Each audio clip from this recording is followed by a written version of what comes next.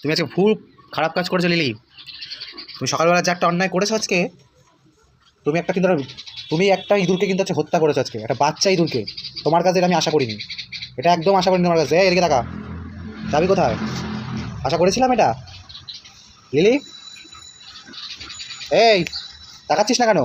এদিকে টাকা। তুই আমার কথা পাত্তা দিচ্ছিস না? আমি অনেক কষ্টে ইঁদুরটাকে তোর মুখ থেকে বের করেছি।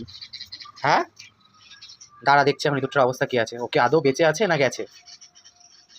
তোকে বললাম ওকে কামড়াস না, ওকে কামড়াস না। এই খাবার দাবার কি কম্পাস? খাওয়া দাওয়ার কম্পাস কখন ধরে তো ছিঁড়ে দিতে হয়, তখন ধরে তো ছিঁড়ে দিতে হয়। এই আমাদের টাকা খাওয়া দাওয়ার কম্পাস পাত্তা দিচ্ছিস না তো। আসি আজকে বিকালবেলা, দেখ তোর কী করি। বাহ, বেঁচে গেছে তাহলে। গাইজ, এই হলো ইঁদুরটা। ও সকালবেলা ওকে ওটা বাচ্চা ইঁদুর, ওকে ও কোথা থেকে মুখে করে নিয়ে এসছে খেলবে বলে।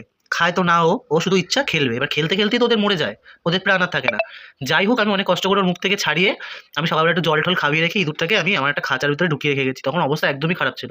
যাই হোক, এখন এসে দেখছি তাও দাঁড়াচ্ছে, চলাফেরা করছে। হ্যাঁ, একটু লেগেছে হয়তো। যাই হোক, আমি একটুখানি দেখি ওষুধ ওষুধ কিছু দেওয়া যায় নাকি। বাট ফুটো হয়নি কোথাও, শরীর থেকে রক্ত কোথাও পড়েনি। বাট এমনভাবে ওকে মুখে করে চেপে ধরেছে, রক্ত বেরোয়নি। এই কারণে আমি তো জানতাম ও খাবে না, ও শুধু খেলার ধান্দা। এত খেলেও ওর ভাইয়ের সাথে হয় না। এখন ওর সাথেও খেলবে, খেলতে গিয়ে তখন মরে যায় ইঁদুরগুলো। যাই হোক, সুস্থ হয়ে যাবে বাবা।